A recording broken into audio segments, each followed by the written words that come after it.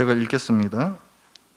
이날에 이스라엘 백성들이 피곤하였으니 이는 사울이 백성에게 맹세시켜 경계하여 이르기를 저녁 곧 내가 내 원수에게 보복하는 때까지 아무 음식물이든지 먹는 사람은 저주를 받을지어다 하였음이라. 그러므로 모든 백성이 음식물을 맛보지 못하고 그들이 다 수풀에 들어간즉 땅에 꿀이 있더라.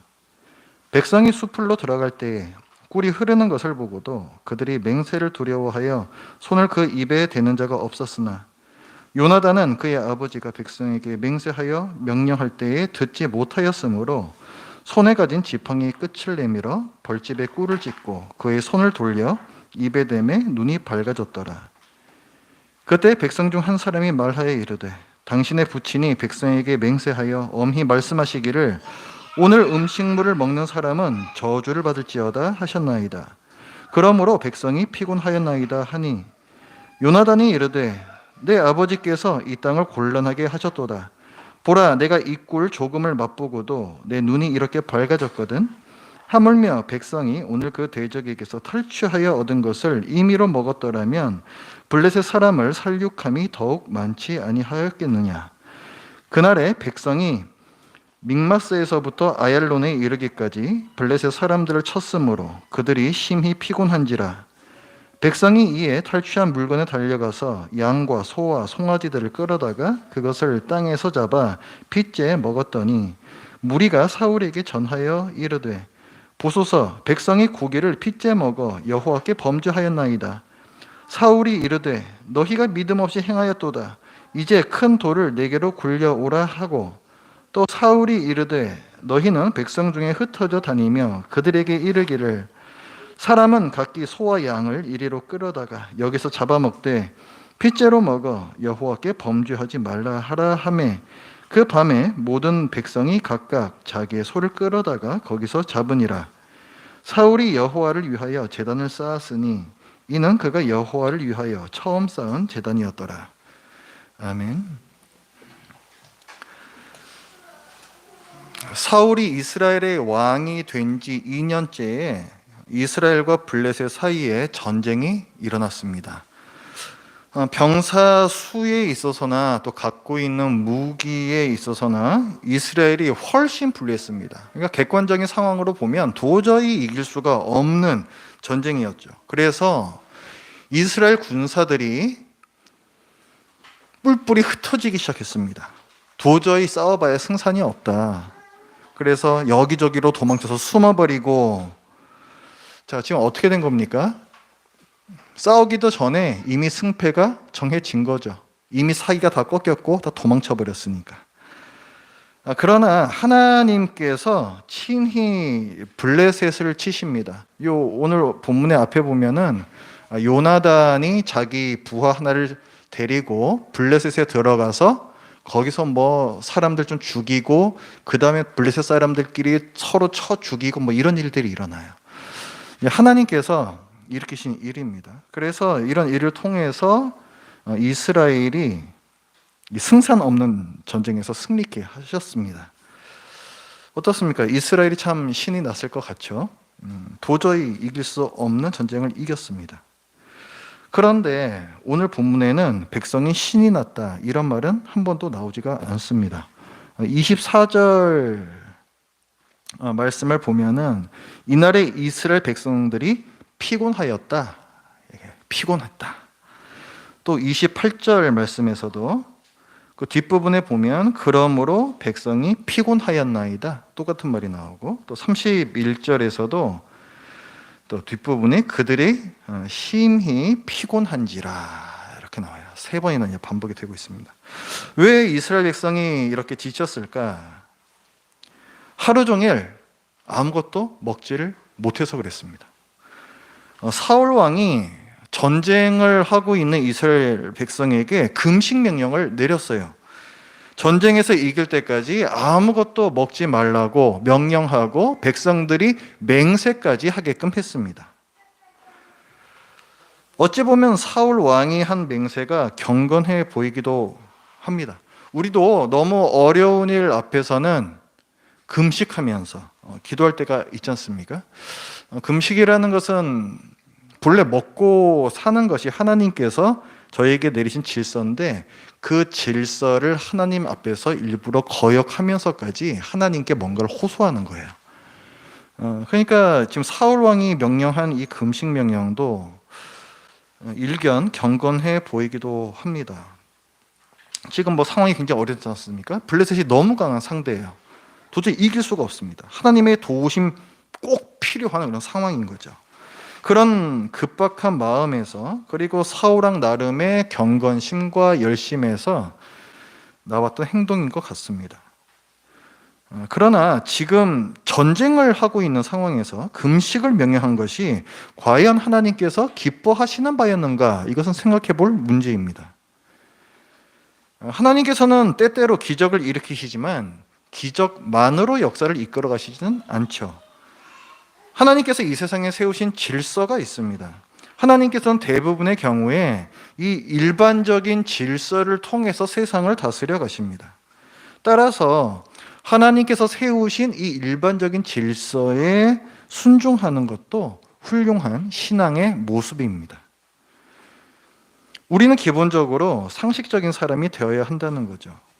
그런데 오늘 사울이 전쟁 중에 내린 금식 명령은 어떻습니까? 배고픈데 힘쓸 수 있는 사람이 있습니까?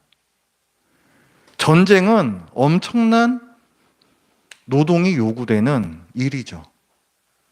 보통보다 엄청난 집중력과 엄청난 힘을 쏟아내야만 하는 것이 전쟁입니다. 그런데 배가 고프면 힘을 쓸 수가 없습니다. 집중력도 떨어질 수밖에 없습니다. 전쟁 중에 밥을 먹지 말라는 건 매우 비상식적인 명령입니다. 게다가 성경적이지도 않아요. 성경 어디에도 전쟁을 앞두고 금식하라는 말씀이 없습니다. 전쟁을 앞두고 행하는 경건행위 몇 가지가 율법에 정해져 있는 게 있어요. 예를 들어서 전쟁을 앞두고는 남녀 간의 성행위를 하면 안 된다라든가, 전쟁이 끝나면 하나님께 감사제사를 드린다라든가, 그런 것들은 있어요. 하지만 전쟁을 앞두고 혹은 전쟁 중에 금식을 하는 것은 성경 어디에도 나오지 않는 행동입니다. 따라서 오늘 사울이 내린 금식의 명령은 비상식적이고 비성경적인 행동입니다. 전쟁을 앞둔 금식은 하나님께서 원하시는 일이 아니었습니다. 사울 자신의 독선적인 열심에서 나온 경솔한 맹세인 거죠. 이 경솔한 맹세 때문에 백성들이 아주 피곤해졌습니다. 3번이나 백성이 피곤하였다 얘기를 하잖아요. 전투를 하면서 하루 종일 아무것도 못 먹었고 죽을 정도로 지쳤습니다. 그러니 전쟁이 끝나자마자 굶주릴 대로 굶주린 이스라엘 백성이 금식 명령이 풀리자마자 그 블레셋 땅에 있는 가축들을 잡아먹기 시작합니다.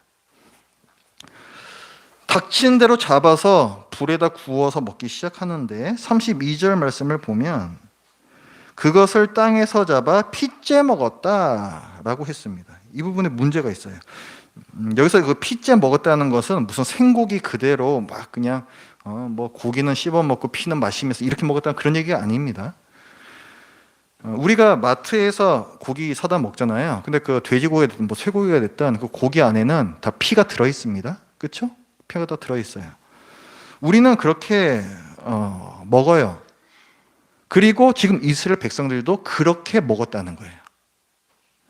그런데 율법을 보면 이것은 문제가 됩니다. 하나님께서 이스라엘에게 명령을 하셨어요. 고기에서 피를 뺀 후에 먹어라. 이렇게 레위기에서 규정을 하고 계십니다. 피는 생명이기 때문에 피째 먹어서는 안 된다 말씀하세요. 이스라엘 백성이 이 율법을 몰랐겠습니까? 몰랐을 리가 없어요.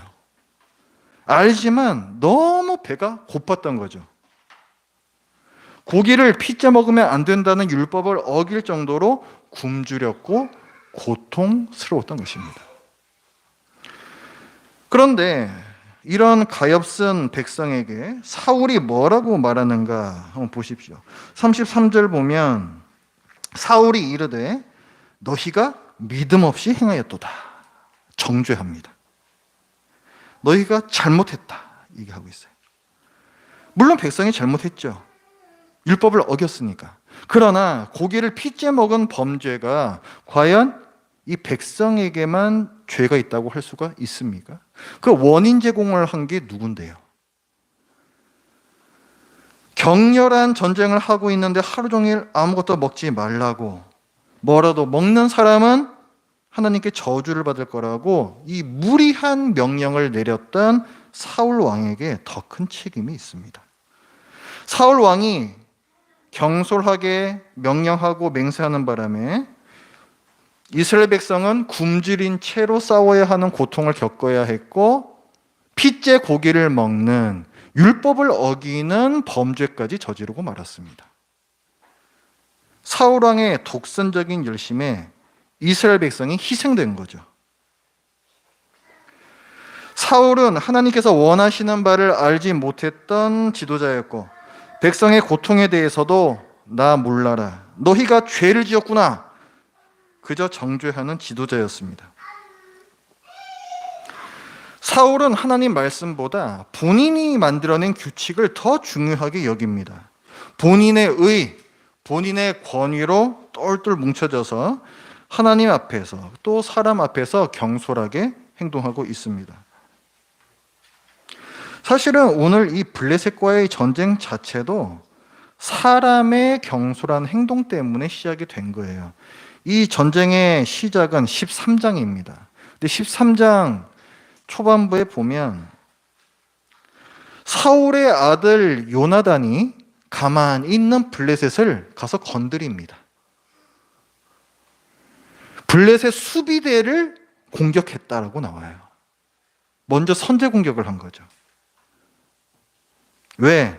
자기가 이스라엘을 블레셋 치하에서 해방시키겠다는 거예요. 요나단이 싸움을 아마 잘 했던 것 같습니다. 뭐 혼자서 그렇게 블레셋 진영으로 치고 들어갈 생각을 할 만큼 아마 본인 스스로 생각하기에는 싸움을 잘 했던 사람이었던 것 같아요. 어쨌거나 요나단은 하나님께 여쭤보거나 하는 것 전혀 없이 그저 자기의 싸움 기술을 믿고 블레셋 수비대를 칩니다. 이것 때문에 블레셋이 쟤네들이 우리를 공격했다 해서 다 모인 거예요. 엄청난 군대가. 그래서 이스라엘이 위기에 처하게 된 겁니다.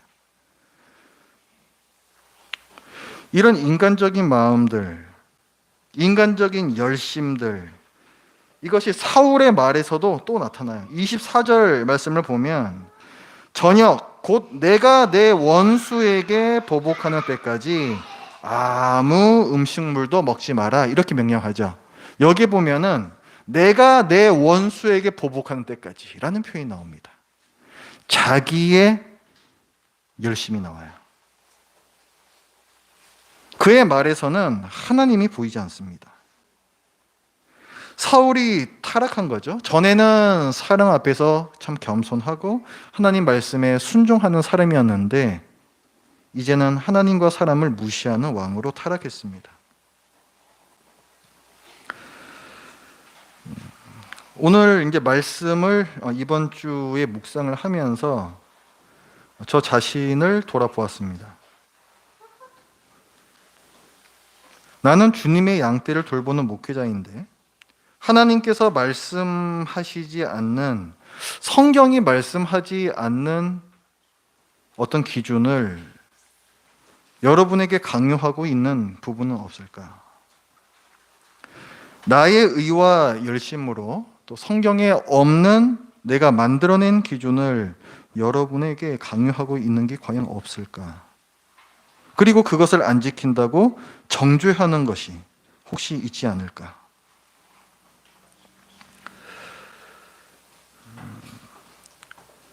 참 어려운 부분이죠. 물론 저뿐만 아니라 여러분도 그런 위험에 빠질 수가 있습니다. 저도 사울이 될 수가 있고 또 여러분도 사울이 될 수가 있어요. 그러나 특히 더 위험한 것은 목회자가 사울처럼 될 때에 그 성도들은 전쟁 중에 금식하는 이스라엘이 될 수 있다는 사실입니다.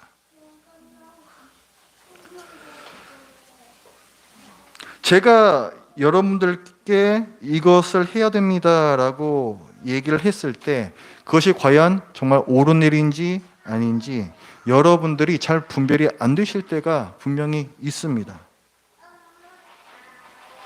좀 아리까리하긴 해도 그래도 목사님이니까 나보다는 성경을 더 많이 알겠지, 맞게 생각하셨겠지 하면서 좀 고생스럽고 힘들어도 제 말에 또 순종하기도 하실 거예요.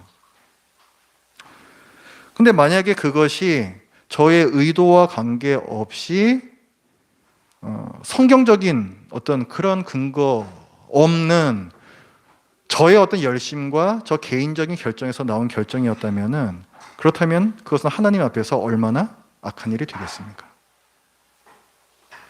여러분이 무의미한 고통을 당한 것이라면 얼마나 어이없고 슬픈 일이 되겠습니까? 하나님께서 과연 그런 열심과 경건을 기뻐하시겠습니까? 그런 영적 지도자를 따르는 성도는 심히 지칠 수밖에 없습니다.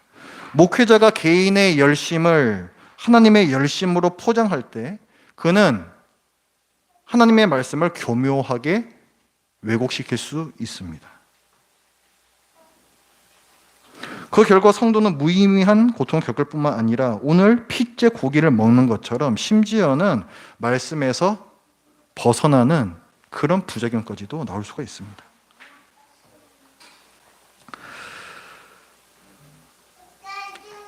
혹시 나도 사울같지는 않을까? 내 생각을 하나님의 뜻이라고 스스로에게 혹은 여러분들에게 강요하는 게 혹시 있지는 않을까? 만약 그런 게 있으면 말씀해 주십시오. 저도 저 자신을 돌아보지만 제가 깨닫지 못할 수도 있잖아요. 저도 불완전한 사람이기 때문에 잘못 생각하는 게 있을 수가 있잖아요. 제가 늘 조심스럽고 어려운 것 중에 하나가 성경의 기준과 목회 사이의 균형입니다. 성경 기준대로 목회하면 되는 거 아니냐? 그렇지 않습니다. 목회자는 항상 성경의 기준과 목회 이 두 가지 사이에서 고민을 해요. 교회든 사회든 공식적 방침은 모든 사람들을 고려할 수가 없지요. 그래서 반드시 사각지대 같은 부분이 있기 마련입니다.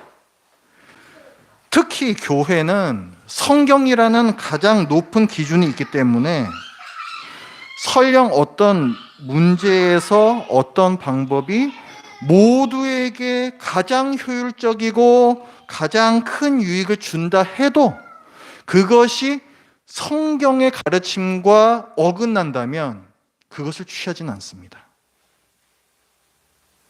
그런 특성은 우리 모두가 다 인식을 해야 돼요.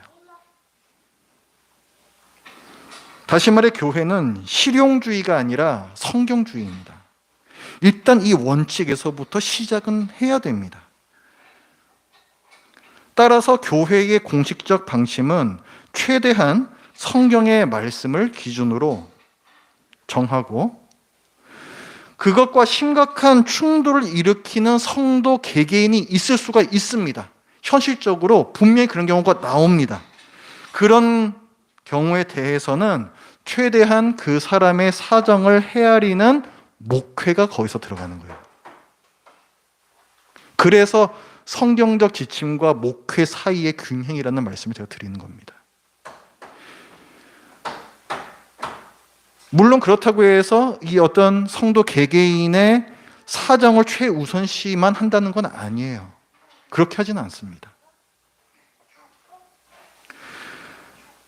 교회의 방침으로 인해 개인이 겪는 어려움이 무엇인가?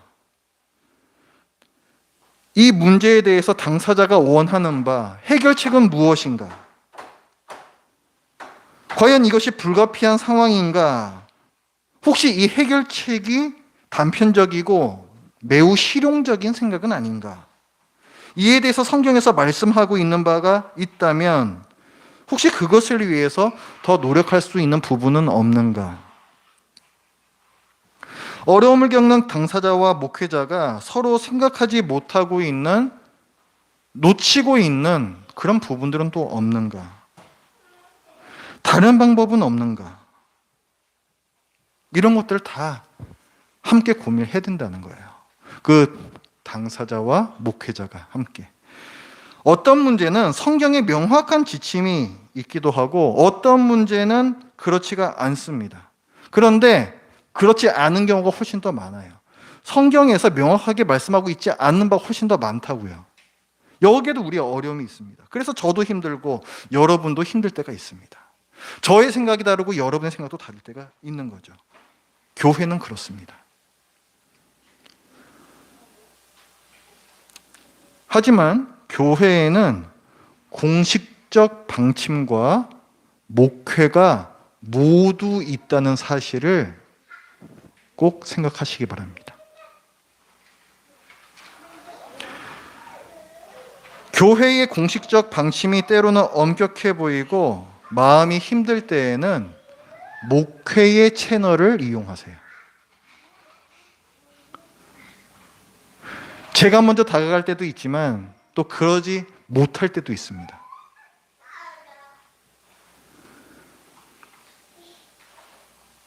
차 한잔 합시다. 식사 한번 같이 하시죠.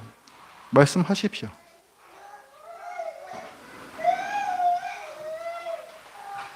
만나서 얘기했을 때 어떤 결과가 나올지는 알 수 없습니다.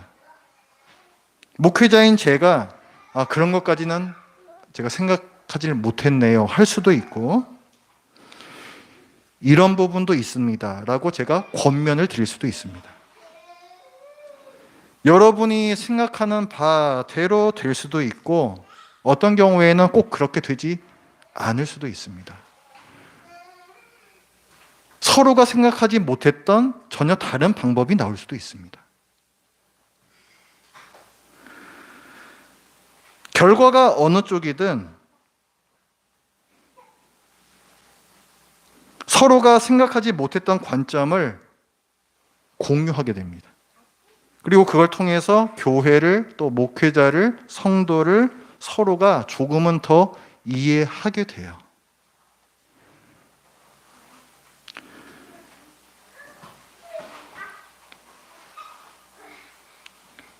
그것만으로도 충분히 의미가 있는 접근입니다.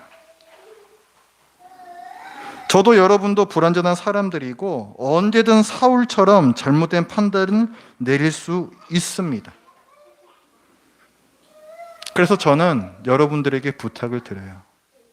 서로가 서로를, 제가 여러분을, 또 여러분이 저를 보호해 주셨으면 좋겠습니다.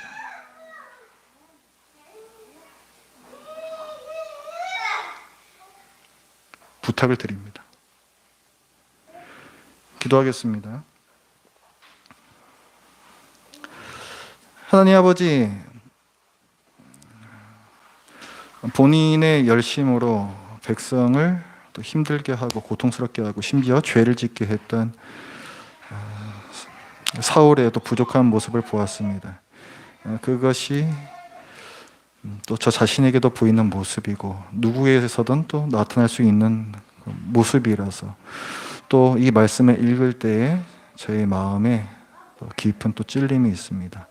하나님 아버지, 하나님 앞에서 저희들이 다 잘 하겠다고 하지만 그러나 그 열심이 저희 개인적인 열심이 될 때가, 그런 잘못을 범할 때가 많사오니 주님 저희들에게 지혜를 주시고 또 저희를 한 공동체로 묶어 주셨사오니 또 서로가 서로를 향하여서 이런 잘못을 범하지 않도록 서로를 지켜줄 수 있는 그런 공동체 되게 하여 주시옵소서. 예수님의 이름으로 기도드립니다. 아멘.